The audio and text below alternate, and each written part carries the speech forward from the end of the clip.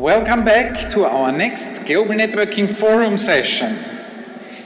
Since many years, the International Astronautical Federation is coordinating closely activities with the Association of Space Explorers, the IAF-ASE, and it has become actually a tradition that almost at every IAF event we host a panel gathering international astronauts and cosmonauts to share their spaceflight experience. Since we are at the Space Exploration Conference, of course, we could not miss such a session also here in St. Petersburg. Let me also remind you that for this session, you not only are able to connect with us and engage with the discussion, you are even encouraged to do so and use our Slido system in order to ask questions and rate questions and interact with the astronauts. Now, it is my distinct pleasure to welcome here the two moderators of this session. On my right, Reinhold Ewald, and on my left, Oleg Kotov, and it is my pleasure to hand over to them to run this session. Reinhold and Oleg. Mr. President. Okay, good day for everyone, and again, it's my pleasure to open this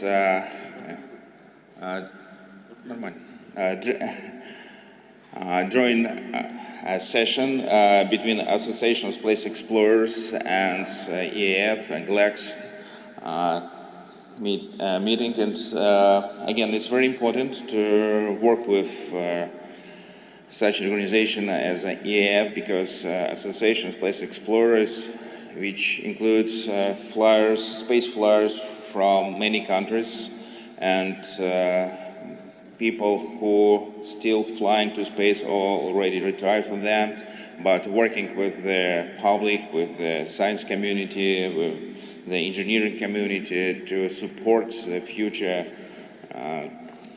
projects and to share our experience with the public, trying to motivate the young generation of researchers, engineers, doctors, and just people who dreams about the space to work and be closer to the human space flight.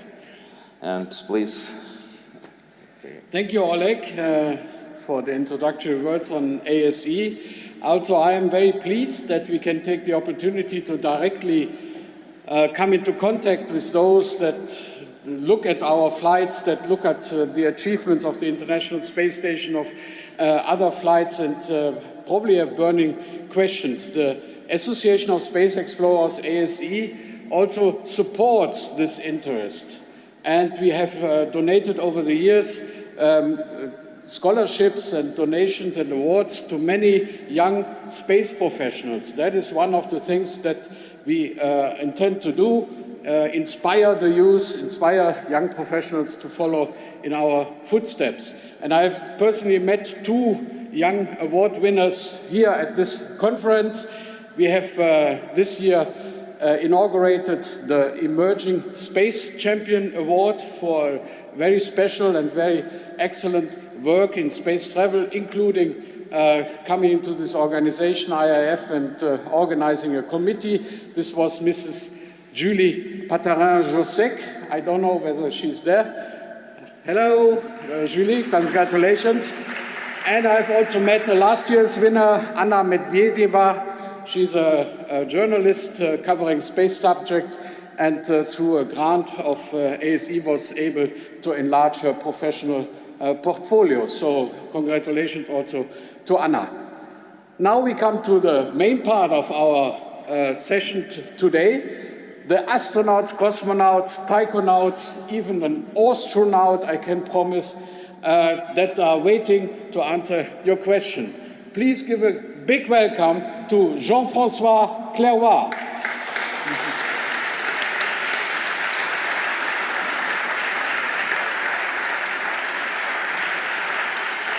Haza Al-Manzouri.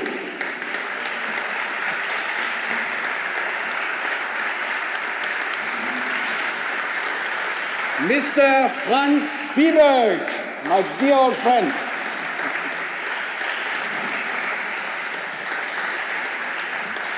NASA astronaut Mike Baker.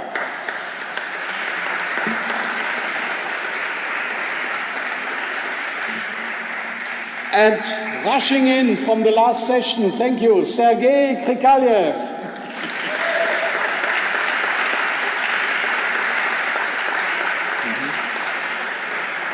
Ulf Meerbold.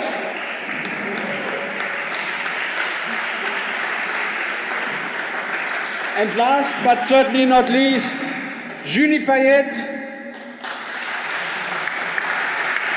And true, Skvortsov. Alexander Skvortsov. And Sergei Revin.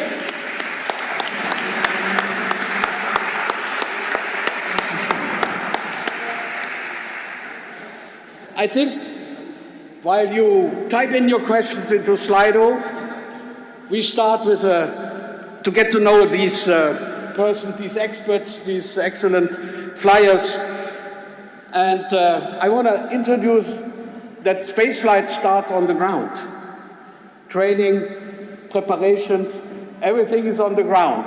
We have experts on the podium who know how to best train astronauts, cosmonauts, so that they can perform in space by analogs, for example. And one of the analogs that all the astronauts take is a zero-G flight. And we have here Mr. Zero-G, Jean-François Clairvoy. Jean-François, please tell us how important is it to prepare for space flights already on the ground? Weightlessness is really strange. It's magic. Like Sergei said, you float, you become a child again, and you enjoy sleeping on the ceiling, you know. And I had flown about 2,500 parabola, about, I don't know how many minutes, but it's in weightlessness on board zero-G flight before going to space. And when I arrived on orbit the first time, I felt I knew. So that means parabolic flight is a true analog of weightlessness. It is not a simulation. We reproduce true weightlessness because we insert the aircraft onto an Earth orbit. We throw it in the air and we make the aircraft believe it is in vacuum by a special piloting technique. All the aerodynamic forces null each other. And it is highly recommended for anybody going to space, even suborbital flight, to experience weightlessness. And on board our plane, we already receive about 20 or 25 customers who have reserved their ticket for suborbital flights. It would be a pity to go on a suborbital mission for 3 minutes in weightlessness and spending most of the time dealing with what it is, how to behave. So the three bigger aircraft in the world are the Ilyushin 76 in Russia, the Airbus Air Zero-G in France, mostly used by Europeans, and the Zero-G Corp 727 in the US. Yeah, Oleg, when taking time away from the job as a president of Association of Space Explorers, you're with the IBMP, I understand, and you have also analogs. Да, конечно, позволю себе ответить на русском языке. Yes, certainly, and I will be speaking in Russian. Вопрос использования аналогов или симуляторов для исследования и подготовки космонавтов всегда занимал большое место в научных исследованиях. And the issue of analogs and simulators have always played a very important part in the exploration activities and also the training of cosmonauts and astronauts. И особенно в медико-биологической сфере, когда исследуется влияние факторов космического полета, тех или иных факторов космического полета на поведение или на физиологию людей. And it is especially important in the biological sphere when we study the influence of the space flight that it has on the psychological state of a person. И в частности в Институте медико-биологических проблем, лидирующей организации в России в этой сфере исследования, широко используются изоляционные эксперименты под названием Sirius. The Institute of Medical Problems, which is the leading institution of its kind in the Russian Federation, pays special attention to those elements that are called their selected elements. Совместно с учеными практически всех лидирующих космических стран, это и Соединенные Штаты Америки, страны Европы, Китай, мы работаем над исследованием поведения человека во время длительной изоляции, симулируя полет к дальним планетам. Working together with the scientists from leading space countries such as the US, Europe, and China, we are working on examining and studying the behavior of cosmonauts during the long-term isolation with the simulation of flights to remote planets. И как результат мы изучаем требования к отбору членов экипажа, требования к системе медицинского обеспечения и психологической поддержки экспедиций длительных миссий. As a result, we are also working on elaborating the requirements towards the crew and rendering the medical and psychological support for these long-term expeditions and missions. Это касается и других исследований в рамках аналогов или симуляторов. Но это тема отдельных технических обсуждений на секции, в том числе этой конференции. Спасибо. There is also part of the exploration and research dedicated to analogs and simulators, but it is a separate question and matter that will be discussed also in the framework of the technical sessions of our conference. Thank you, Oleg. To introduce the next speaker on the podium, I think he's the youngest in terms of having fulfilled his first space flight, and he comes from a country that is not known to be a major space player in the past. I would like to ask you, Hazar, what do you think your flight initiated in your country? Is it a kickstart? What do you need to do in order to maintain the impetus? Thank you first of all for this question. It's really important because coming from a young country like United Arab Emirates, participating in space exploration is really crucial for our country and in general to be an active player on this sector. So we started space-oriented projects like 15 years ago. By establishing our space agency and our first space center, Mohammed bin Rashid Space Center. And from there we had this idea how to build our capabilities in this sector.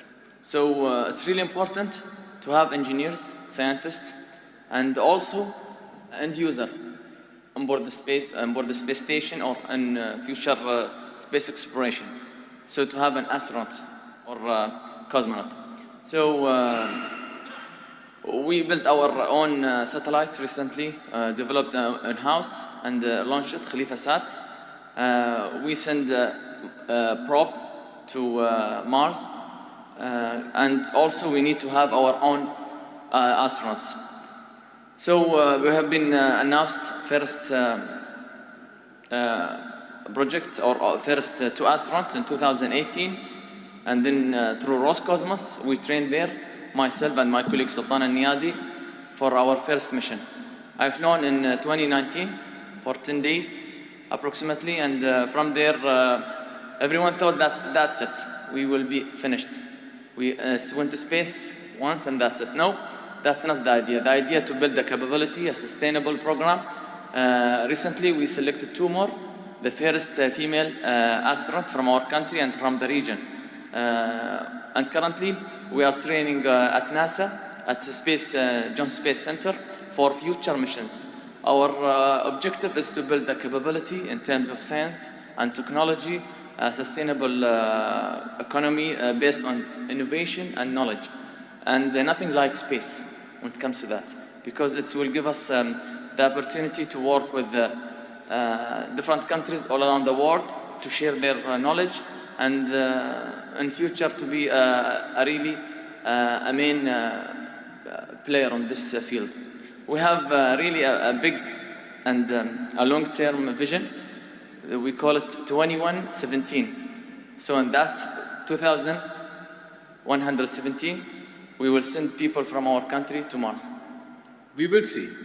Thank you. I think we will not see, our grandsons will see that. Now we jump to a veteran cosmonaut flyer. Franz, what is the heritage of your flight when you look back? How many years? Almost 30 years now. Yeah, well, actually, I have also an anniversary this year. It's 30 years ago.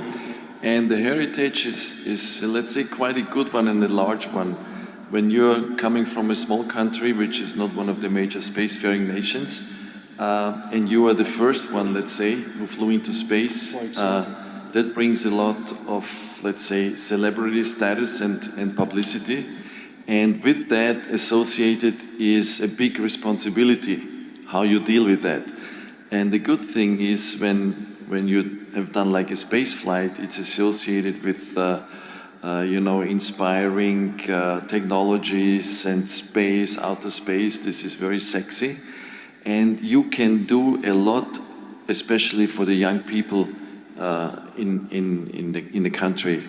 And that's something I like to do also, to go out and reach for the young people and get them to be interested in science, get them to be interested in technologies, and find their future and visions in those kind of fields. And space is certainly a very good topic into that, and you are the one who can really make a difference in that.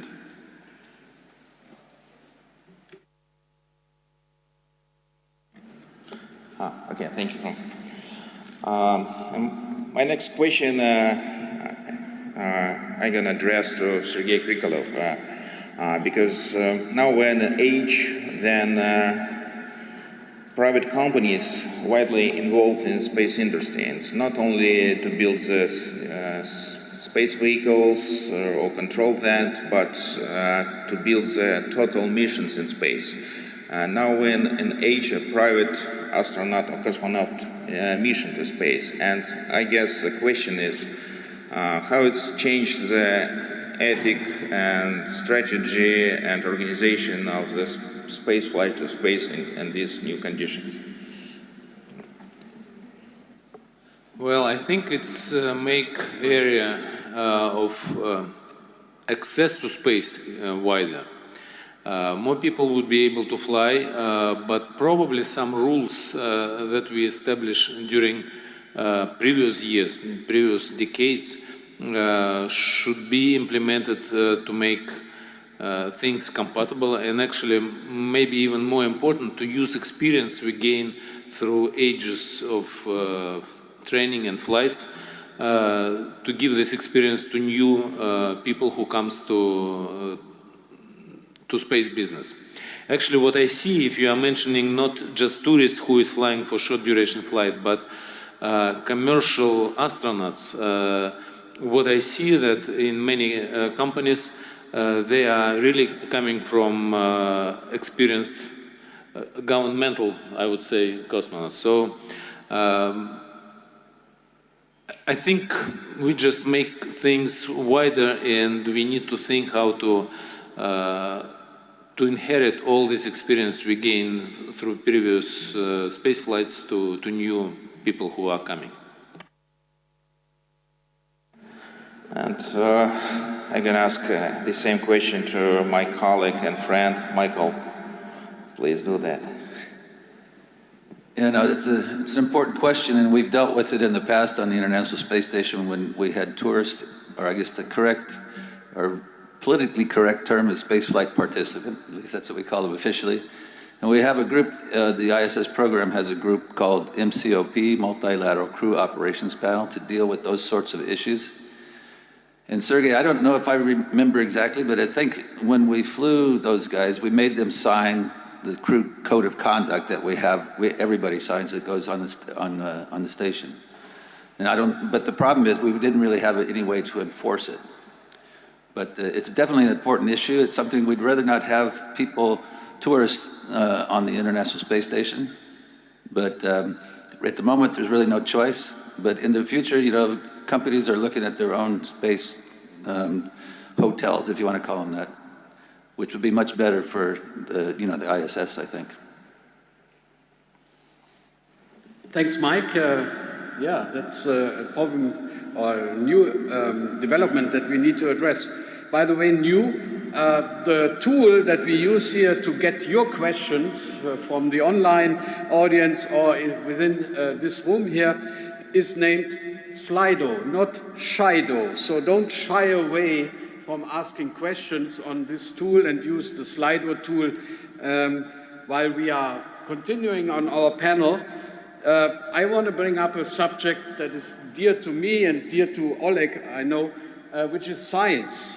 And someone who has seen the earliest beginning of science in space until now, reading what is happening on the International Space Station is Ulf Merbold. And Ulf, I would like to have your point of view that on the future of science with an ever-increasing number of space flights.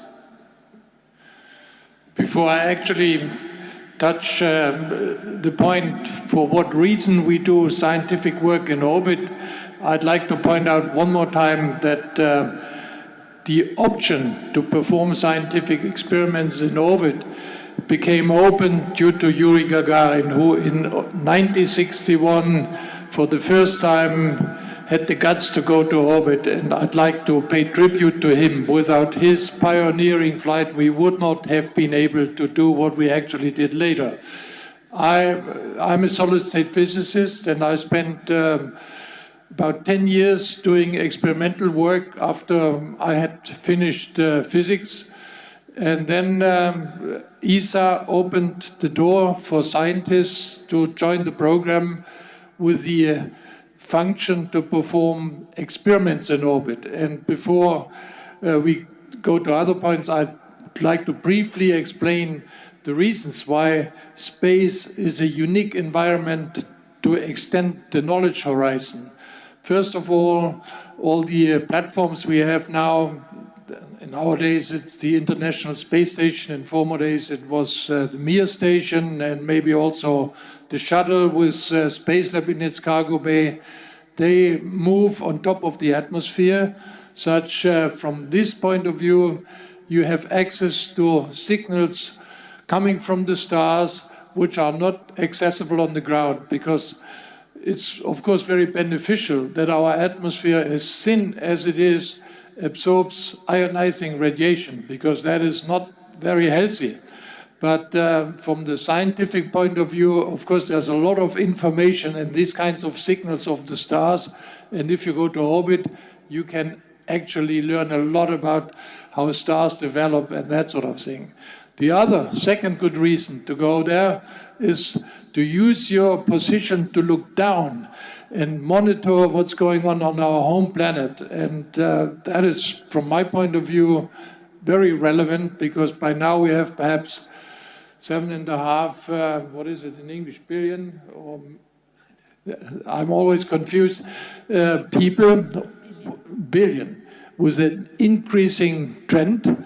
That means we are putting an increasing load on Mother Nature in terms of carbon dioxide and other things. And from orbit, we can monitor the health of forests and the ice on the polar parts of the planet and that sort of thing, with the aim to make sure that the coming generations have a good life here. And the final point is weightlessness, which we can maintain on a space station more or less forever. And that, of course, is also unique. On the ground, there's no way to shield gravity, but in orbit, you can do experiments under these unique conditions. But I'd like to, in a way, shed a little light. As a scientist, there's one important field taking advantage of microgravity is human physiology, study what's going on in the human body. But the poor astronaut in this particular case is also the guinea pig. You should also know that. So that is my short introduction. Thank you, Ulf. And beside Ulf sits our dear friend and astronaut, Julie Payet. You have been busy with a lot of science, a lot of technology improvements. Can you tell us about what lingers on, what is the heritage of what you did, and whether you still follow what is being done in space? I surely follow what is going on in space all the time. My colleagues are still on board the space station as we speak. They are now also testing new vehicles, SpaceX, soon a new Boeing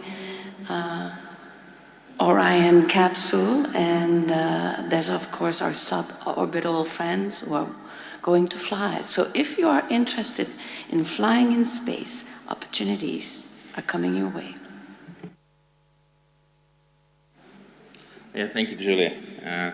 И мой следующий вопрос моим коллегам. Вопросы, касающиеся автономии в работе на станции во время космического полета. То есть вопрос о том, как важно и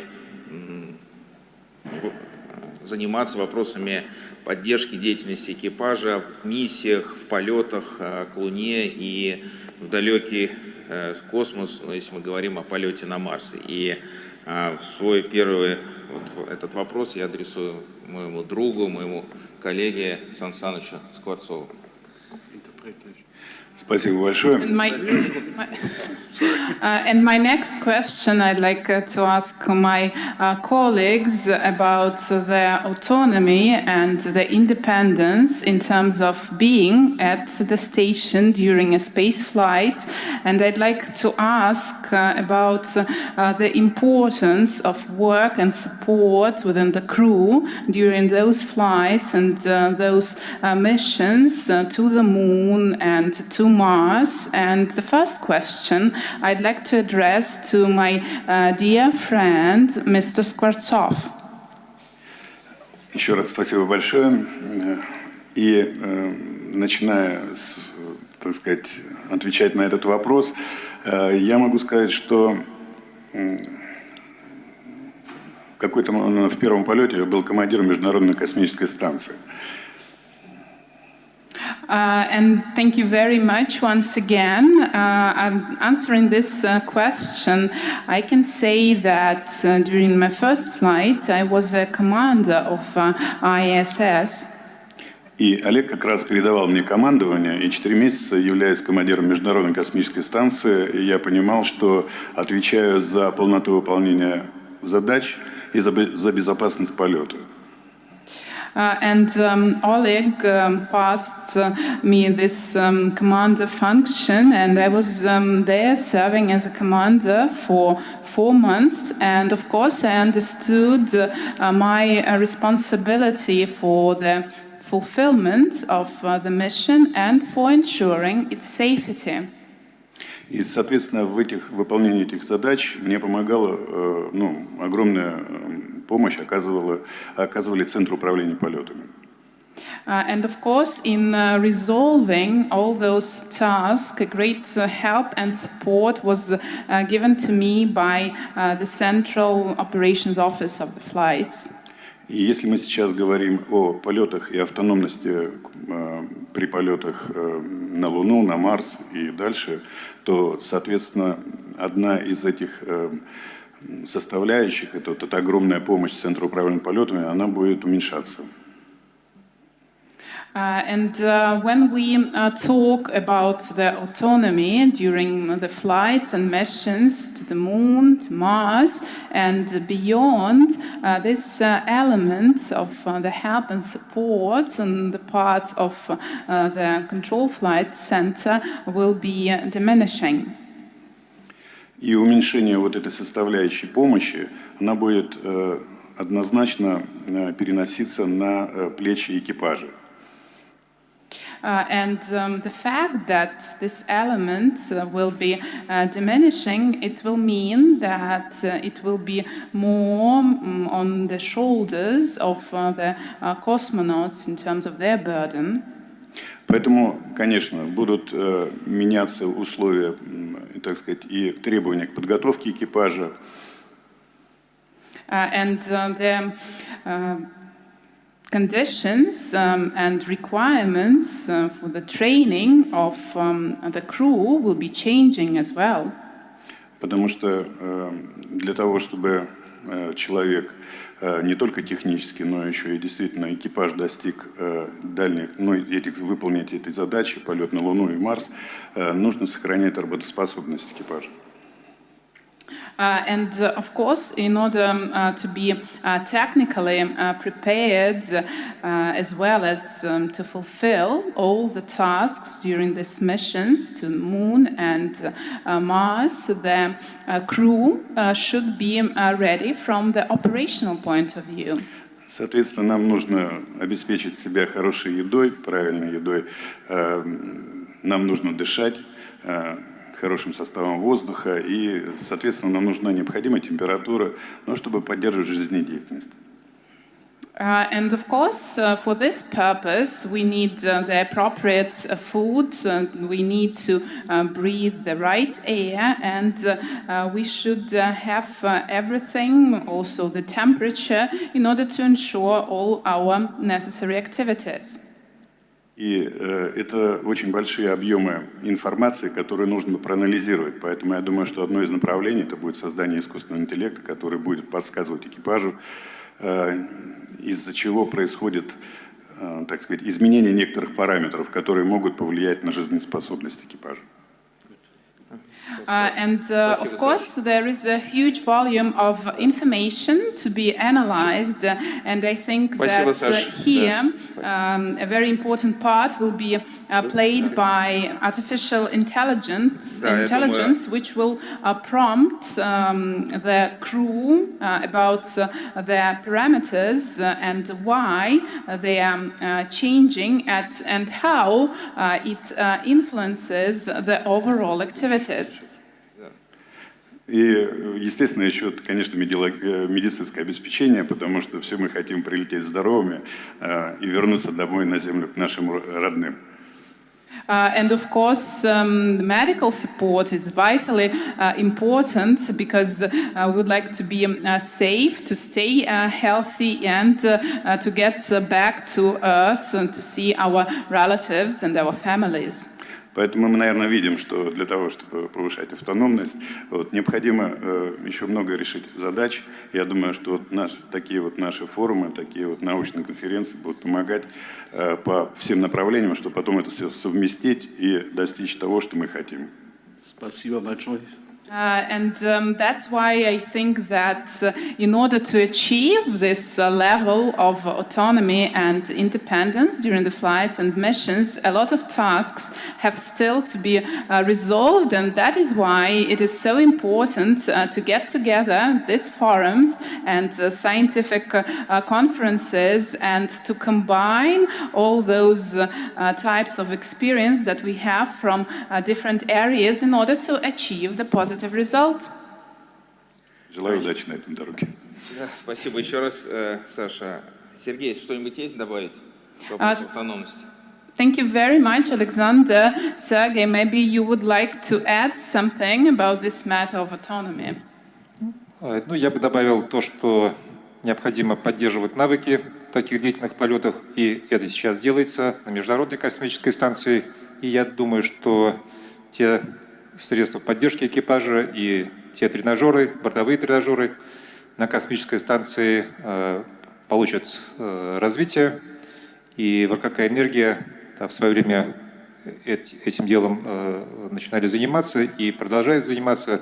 И, соответственно, я думаю, это направление будет востребовано, потому что, понятно, будет стоять задача и посадки.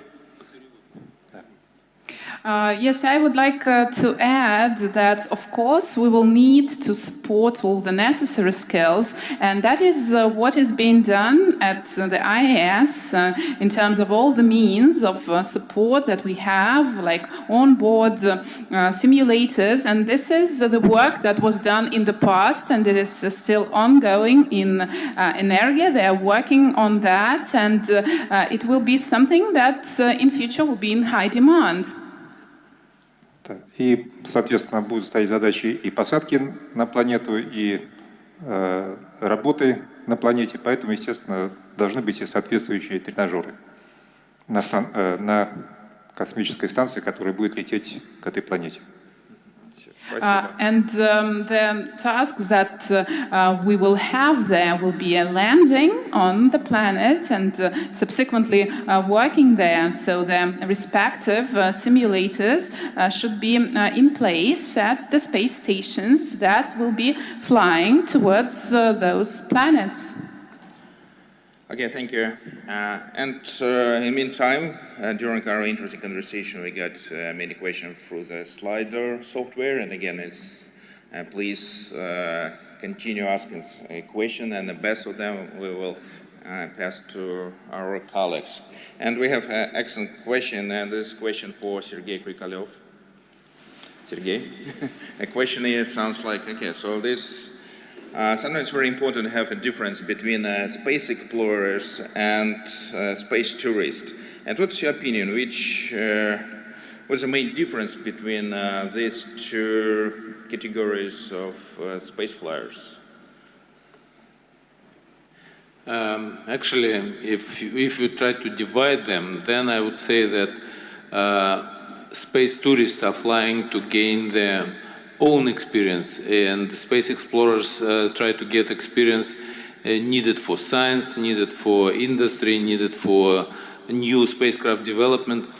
But what we found in last years that when tourists are flying, they are willing to participate in some experiments also. So not all of them are flying just purely for themselves, for their own emotions. They also want to participate in getting some knowledge, and that's, I guess, make them not separate but some commonality between them.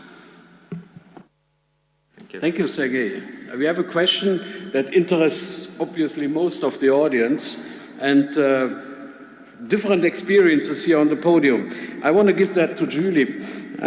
What is the best career path to become an astronaut? It used to be that there was only a few career paths that would allow you to compete properly for a selection. That is no longer the case. Today you can be a scientist, a medical doctor, an engineer, a pilot, a military pilot, and have a very, very fruitful career. And there will be a time in the future when these more professions will be open. If you look and ask at everyone in this panel to say what their background is, you will see that there's already a fair diversity. However, it is an operational environment, and if you are a professional astronaut, one of your main job is to take care of operating a spaceship. And Ulf is gonna speak. That's the good thing about the space station, you know? We have a phone up there on the International Space Station. You can call anybody you want anywhere in the world, but nobody can ever call you back. So that's kind of, I thought it was a really nice aspect. But I was saying that there will be more type of professions that will come up. Engineering, though, really helps, because if you are a spacecraft operator, and that's what I was, it's really useful to be able to mend things and fix things. But maybe we should ask everybody what their background is. That would give? No time? Unfortunately, no time. We have a lot of interesting questions in our list. And next question for Mike. Mike, it's pretty people in our auditorium that's very wondering how the astronaut job will be look like in 20 years from now.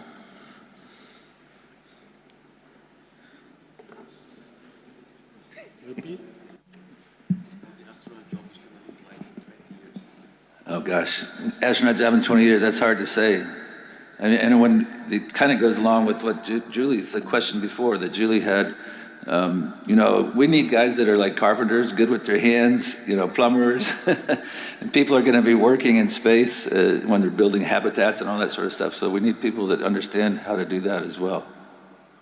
So yeah, the job will be a little bit different, I think, when we start, you know, having habitats on other, you know, celestial bodies. Thanks, Mike. We can have a quick one because it concerns the ESA countries in the moment. To Franz, do you think that Austria will select its own astronauts? But you will certainly be aware that ESA is calling for astronauts right now. Michael. Yeah, I think since Austria is part of the European Space Agency, they are not going to select their own astronauts. There will be Austrians participating within the ESA frame of selecting astronauts, and I hope there will be soon a second Austrian astronaut, female, preferably, or male, also acceptable. And you will light the rocket, I'm sure, yeah? Say again? You will light the rocket. I will light the rocket, yes. Thank you. And the next question to Hazar. Questions from a person from South African, and it's a question about how to become an astronaut. How did you should start your career to be a professional astronaut? So when I was a kid and I had this idea to be an astronaut, it wasn't something that's available in our country. So looking back at history, I thought it is the best way is to be a pilot. It's not anymore like this. I believe currently it is more about STEM education. As more as you have this capabilities and this field, that will help you definitely in future. And did you start? So definitely it is I mean it is the passion. You have to start from a certain point, something that you really love, and then you work from there. Because when it is you want to be an astronaut, it's not something that you will pursue in your like in the college or university, and you want to be an astronaut. No, it is something that you have a passion about. You're passionate, and then you feed it with knowledge and perseverance, and to be like committed to in that path, and you will have opportunity at the end to maybe depends. Maybe you will change your mind or something like that, but. You have to start from there, your passion. Thank you, Hazar. Jean-François, now comes a difficult one for you, and I know you cope with it. You have done marvelous flights filled with technological challenges. You have serviced the Hubble Space Telescope. You have been to space stations. But coming back, the question is, what is the main thing you have learned about human nature during your career as astronaut, cosmonaut? Yeah, that's why I give it to you. Michael. If you want, you can. And I mean, all astronauts are passionate people. They have an education that allows them to understand the complex technical things, because so far astronauts go to space to do to perform experiments, to work, but they are in charge of maintaining their spaceship. And that requires knowledge of technical things. Maybe one day, artificial intelligence, automations, reliability of computers will alleviate, will make this part lighter. But I was wondering why I wanted to be an astronaut. And my first answer is I wanted to. I don't know why, I wanted to. And what is interesting is the way we sense, the way we feel emotions is relatively different from astronaut to another, but all are moved by the view of the Earth. All are moved by the collective success or difficulties in a given mission. But the number one satisfaction of all astronauts is when we come back with a mission successfully accomplished. We all feel the sense of duty. So astronauts are engaged, committed, and the sense of engagement is strong among all humans who have been in space. So I'm talking human nature of astronauts, but about overall human nature, I don't know. I mean, unless you consider we are all crew members of Spaceship Earth, then it's a more difficult question. But if all humankind would understand we are all members of the same crew on board the same ship, with the same crew code of conduct, maybe it would work like in space where we saved each other several times and in a good team spirit. It's good to hear that the view of Earth is impressing to everyone flying into space, whether technically oriented or thinking about it. Oleg. Again, and our next question to Ulf. Sounds like space is difficult, but many hobbies on Earth also require huge effort from our body. It's sailing and diving. Do astronauts have these kind of hobbies here on Earth?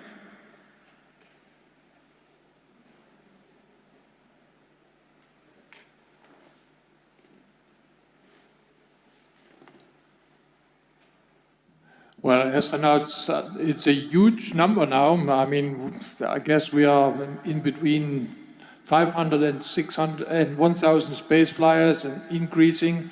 And the versatility amongst astronauts is more or less the same as it is in mankind. I mean, there are people who love skiing, others definitely love flying. And some are really interested in literature. I have met US astronauts who actually studied literature. There are people who practice, I don't know, various instruments, playing saxophone or piano or whatever. That makes the astronaut team also very interesting. Of course, the general focus of everyone is to go to space. And as Jean-François said, come back with a successful mission, be it repair work of the Space Telescope, or in my case, come back with scientific data, such that the scientist actually is able to answer the question he has raised with his experiment. But besides that, it's a very interesting group of people, very dedicated, and many of them are not one-dimensional. Many have also additional fields where they really are knowledgeable and capable. So it's, for me, it was always fun to work with astronauts and cosmonauts. Thank you, Ulf. Obviously, the human touch of astronauts, cosmonauts, taikonauts is interesting to a larger audience. And we have Delphine, a student of the ritual practices of astronauts in space. And Delphine asked, what does it mean to celebrate a birthday, Dien Rождения, in space? What do you do? Sasha Skvortsov.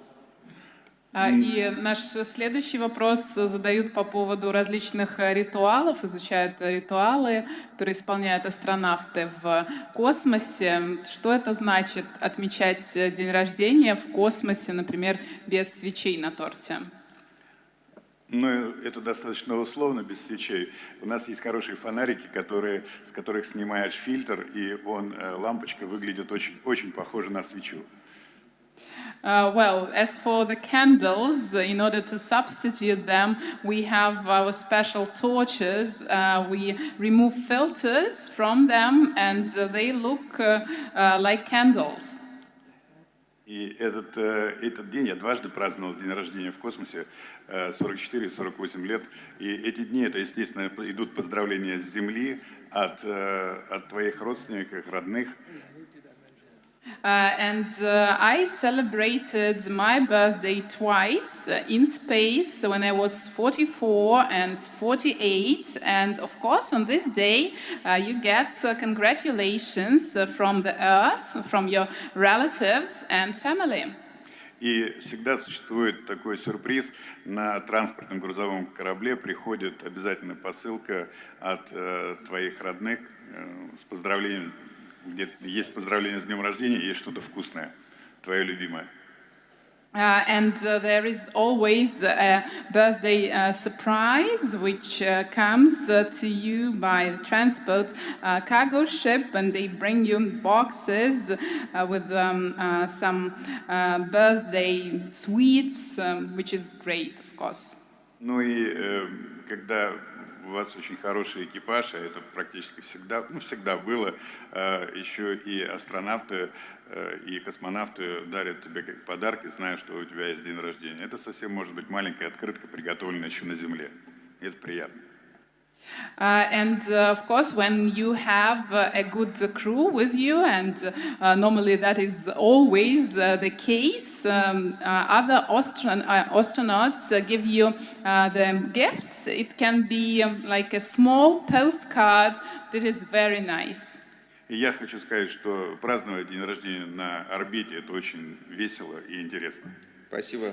And I'd like to say that celebrating your birthday in the orbit, it's quite fun and it's interesting. Again, and we have lack of time. Maybe we'll have time only for one question. I'd like to ask everyone from this panel, please answer. And it's very short. The question is, it's very actual, especially for human spaceflight program, and sounds like will robots and automatic machines be able to completely replace astronauts in space? And please, Mike, are you first? I'll just say I hope not. Okay, good. Ulf, please. And please just in a sequence. On the same question, I think this is not really comparable. I mean, if you perhaps could envision one of the big deserts on Earth, say it's Sahara, would unknown territory, and we would send only robots to find out how it is. They would come back with numbers, but at the end, we would not really know what it means to live and work and survive in a desert. And I can perhaps add one thing which, in a way, hit me.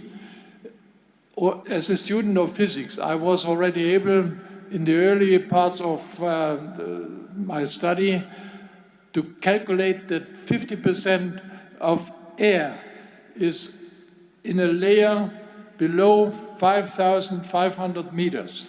So that was a number which I was aware of, but after I was given the opportunity to go to space and see it from orbit, that was a different situation. Then I all of a sudden noticed and realized how thin it is, how beautiful it is, and how fragile.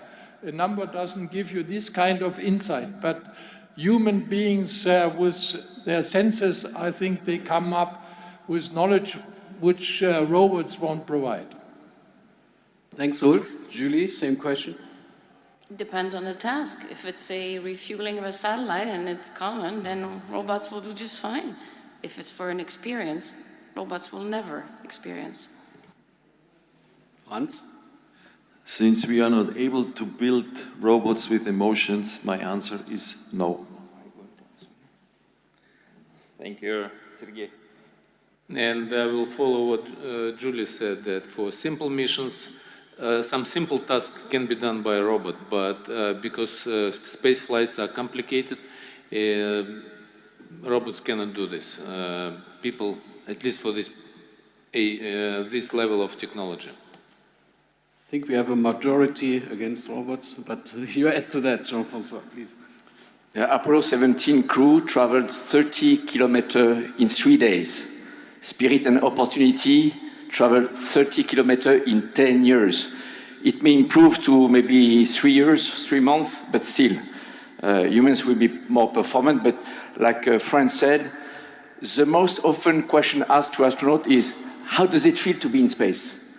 And you will never have a robot say in space, oh, look, like a human does, and like a human reports when people ask the question. Niyat. Сергей. Да, вопрос. Сможет ли заменить? Заменят ли роботы и автоматические машины полностью астронавтов? Yes, thank you very much. I think there is a question what we want to do in space.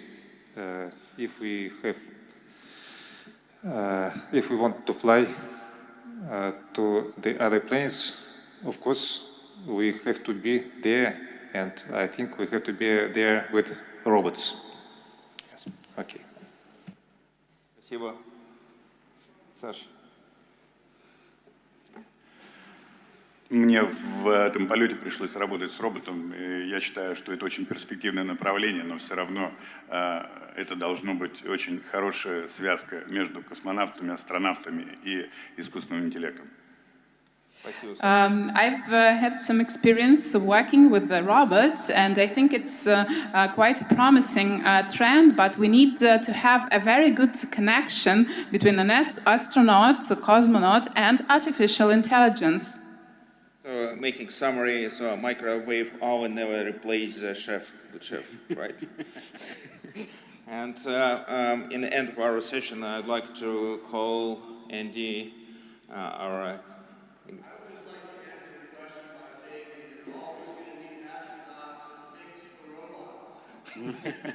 So to repeat that, you always need astronauts to fix the robots that are stuck in Martian soil.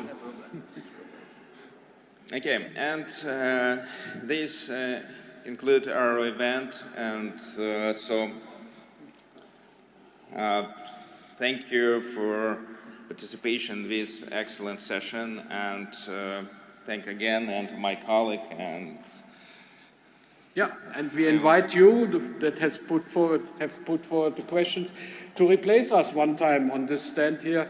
So lots of success for all those that aspire to take a job in space flight, in human space flight, or in bringing forward space projects. It's thrilling, it's exciting, and to see we can talk endlessly about it. Enjoy the day, enjoy the conference, and goodbye. Okay, and please.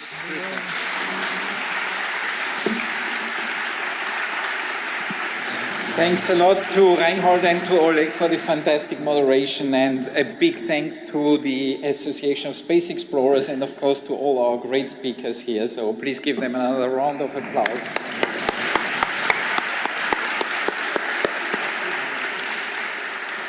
I invite you now for the lunch break, and maybe during the lunchtime you also have the opportunity to visit our fantastic exhibition. The conference program will continue at 1400 at 2 o'clock, again in the 6 technical session rooms, and here with the GNF program in the Duma Hall. So please be back some minutes before 2 o'clock.